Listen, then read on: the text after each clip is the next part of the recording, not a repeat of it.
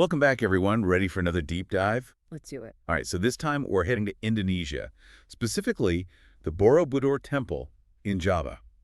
Have you ever been? I wish. I've only seen pictures, but it's definitely on my bucket list. Yeah, from the photos, this place is massive. We're talking nearly 2 million blocks of volcanic rock, 9 levels, over 1,400 bas-reliefs, hundreds of Buddha statues.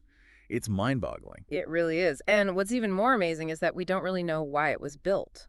Wait, really? No records, no inscriptions, no clues? Well, we have some ideas, of course, but no definitive answers. We Mhm. don't know the exact purpose, the specific Buddhist sect involved. It's a true historical mystery. Wow, okay, so we've got a giant ancient temple and a big question mark hanging over it. Where do we even begin? Well, let's start with what we don't know. And one of the most fascinating things about Borobudur is its hidden base. It was rediscovered in the late 19th century, and it contains these incredible carvings illustrating the Karmavibhanga. Karmavibhanga, okay, that's a new one for me. Break it down, what are we talking about here? It's essentially a text that analyzes the consequences of our actions, both good and bad. And these carvings on the base of the temple are like a visual representation of those teachings. So like a Karma 101 carved in stone. That's pretty cool. Hmm. But why hide it away in the base? Was somebody trying to bury these teachings? Probably not intentionally. It seems more likely that they covered the base for structural reasons. I mean, think about the weight of all those levels above. They needed a solid foundation, so they basically built over these reliefs, inadvertently preserving them. Oh, that's fascinating. So it was like an accidental time capsule of karmic wisdom. All right, so let's talk about karma. I think most people have a basic understanding, what goes around comes around, you reap what you sow, that kind of thing. But I have a feeling that Karma Vipanga goes a bit deeper than that. You're absolutely right. It's not just about simple rewards and punishments. It's a much more nuanced exploration of how our actions create consequences that ripple out across lifetimes. Okay, so less about instant karma and more about understanding the long game. Exactly. Think of it like planting seeds. You plant a seed, but it doesn't sprout into a plant overnight, right? It needs the right conditions, nourishment, time to grow. I see. So our actions are like these karmic seeds, and the effects might not show up right away, but they're still there, kind of gestating in the background. Precisely.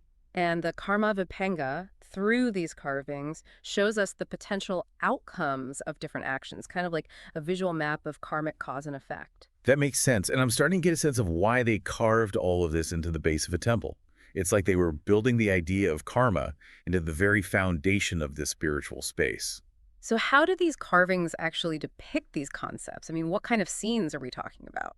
Well, for example, there's one relief that shows a group of fishermen with traps and then others celebrating the catch, even people carrying away the dead fish. So it's not just showing the act of killing itself, but all the different ways people are involved, even if they're not directly causing the harm. That's right. And then right next to that carving, there's another one that shows a hunter bragging about his kill, with servants preparing a meal, and in stark contrast, a child dying in their parents' arms. Wow, okay, so it's like they're saying even taking joy in the suffering of others, even without actually causing the harm, has karmic consequences. Exactly. And it's not just about the negative. There are also reliefs depicting the positive, like one that shows a speaker advocating for restraint from killing and wise men encouraging this. So it's showing the path of compassion, the positive karmic effect of choosing not to harm.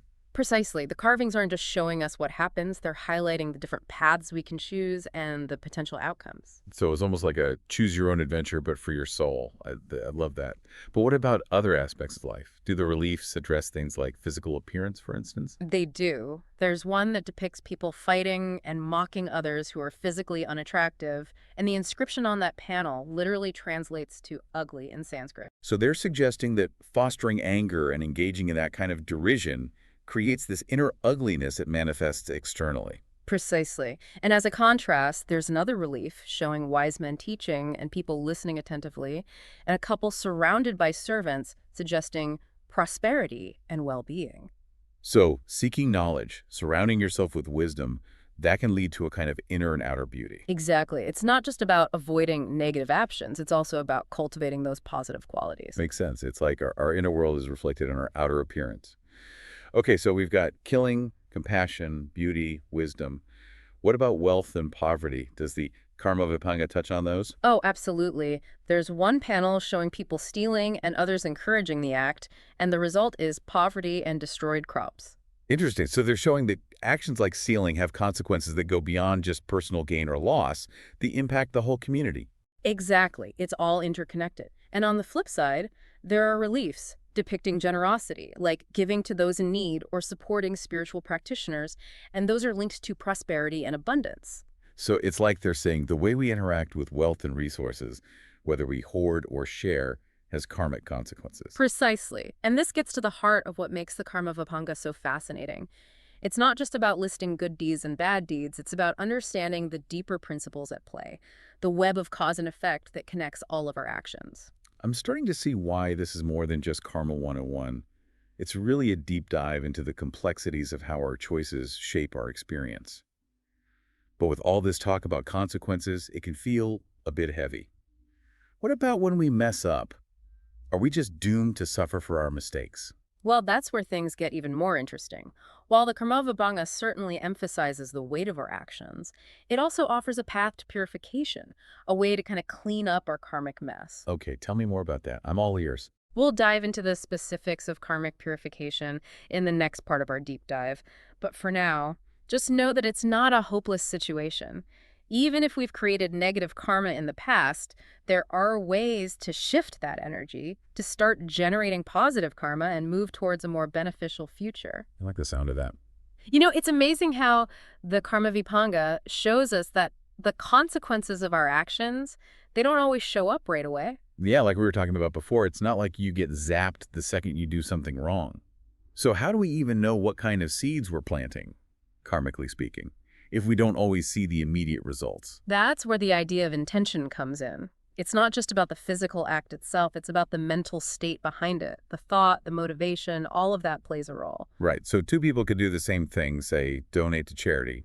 But if their intentions are different, one's doing it out of genuine compassion, the other just to show off, then the karmic result isn't the same.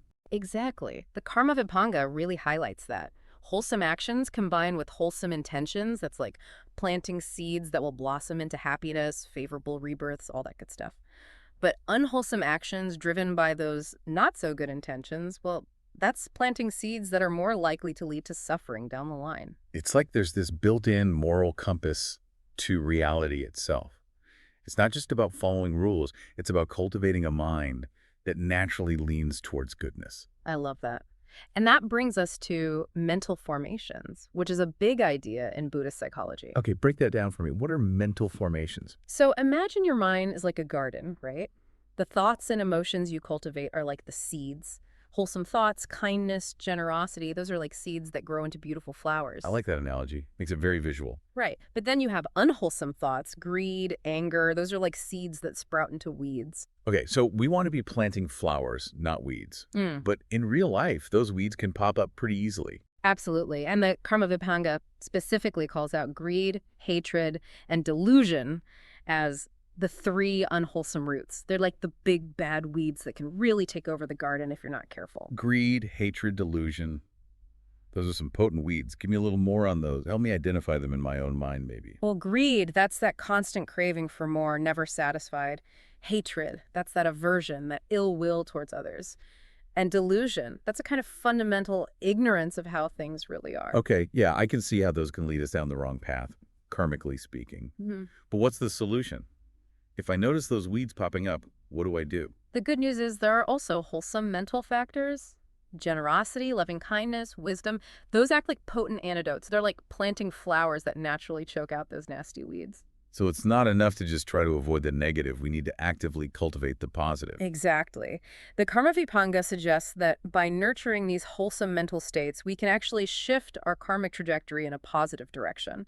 Like you said, it's about planting those flowers. This all ties into that saying, sow a thought, reap an action, sow an action, reap a habit, sow a habit, reap a character, sow a character, reap a destiny. It's like our thoughts really do matter in a very tangible way. It's all interconnected, right? But with all these actions, intentions, mental formations, it starts to feel pretty complex. How does the Karmavibhanga actually make sense of it all? Yeah, it's not like we have this karmic calculator that tells us exactly what we owe or what's coming to us, right? Well, here's where things get really interesting. The Karmavibhanga actually delves into how certain factors can actually modify the karmic weight of an action, like how strong your intention was, how often you repeat an action, even the social or spiritual standing of the person affected by your action. So it's not just a simple equation.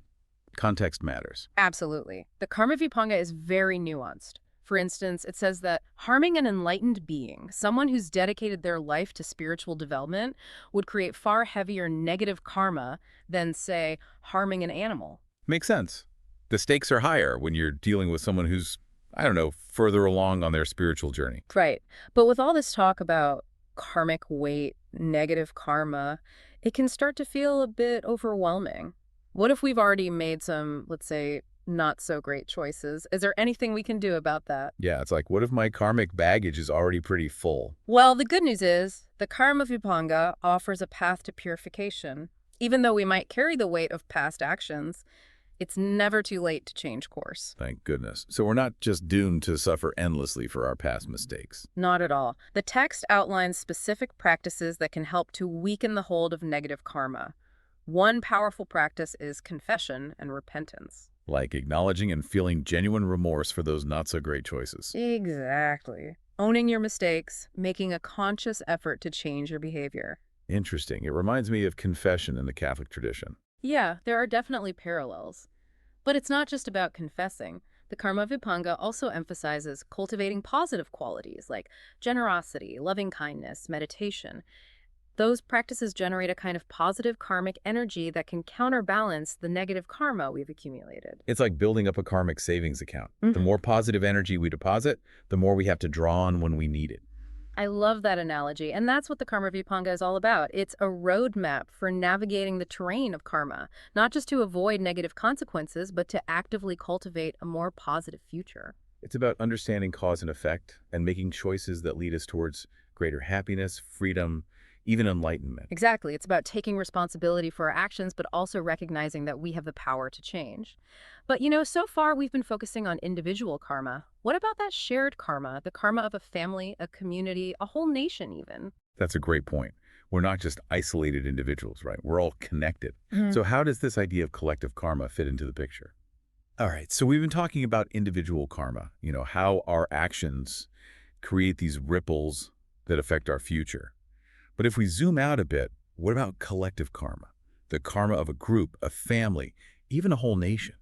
Yeah, that's a really important piece of the puzzle because we're not just isolated individuals, right? We're all interconnected, and that interconnectedness plays into karma as well. So how does it work? Does that mean we're just kind of stuck with the karma of the groups we belong to? Well, it's not that simple. Think of it like the climate of a region. If you live in a place with a lot of sunshine, your life is going to be influenced by that sunny environment. Right, you're more likely to get a tan, grow certain plants, that kind of thing.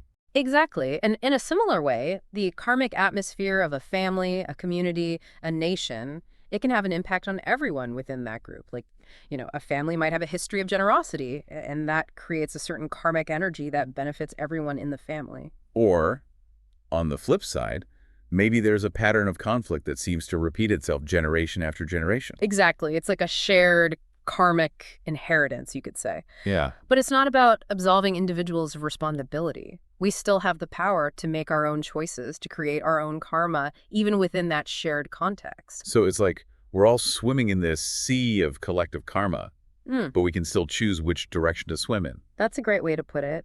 And the choices we make, they don't just affect us individually, they also contribute to the overall karmic pool of the group. So it's like we're all kind of co-creating the karmic weather patterns. Exactly. Our individual actions might seem small, but collectively they can create big shifts. And the Karmavibhanga, it encourages us to cultivate this awareness, to see ourselves as both individuals A and D, as part of a larger web of interconnectedness. So it's not just about avoiding negative karma for ourselves, it's also about contributing to a more positive collective karma. Precisely. Even small acts of kindness, of compassion, they can have a ripple effect that goes far beyond ourselves. It's like that pay it forward idea, but on a karmic level. I like that. So all these teachings, all these images carved into the Borobudur temple, they're not just about ancient history, they're really about understanding how we can create a better future, Right. both for ourselves and for the world around us. Absolutely. And that's what's so inspiring about exploring these ideas. It's not just about gaining knowledge, it's about using that knowledge to transform ourselves and the world. Well said. It seems like the artists who created these reliefs, they were sending a message across the centuries, a message that's just as relevant today as it was back then. And that message is ultimately a hopeful one, a message that reminds us that we have the power to choose, to create, to make a difference. Even amidst the complexities of karma, there's always a path towards greater wisdom, greater compassion, and ultimately, greater happiness. What a great note to end on. And that brings us to the end of our deep dive into the Karmavibhanga and those amazing Borobudur reliefs. We hope you've enjoyed exploring these ideas with us. And remember, the real journey begins when we take these teachings off the page and into our lives, making choices that reflect the wisdom and compassion we've been talking about. We'll have more resources and links in the show notes for those of you who want to keep learning. Thanks for joining us on another deep dive. Until next time. Step into the heart of Borobudur, a UNESCO World Heritage Site. Uncover stories etched in over 1,000 narrative panels. Wander through every corridor in a 360-degree virtual tour, or experience it all in virtual reality tour. Download a complete photo book. Modern captures and rare historic images are all at your fingertips. Preserve this legacy, share its wisdom, and deepen your understanding. Begin your journey now. Visit MediaLoca.com.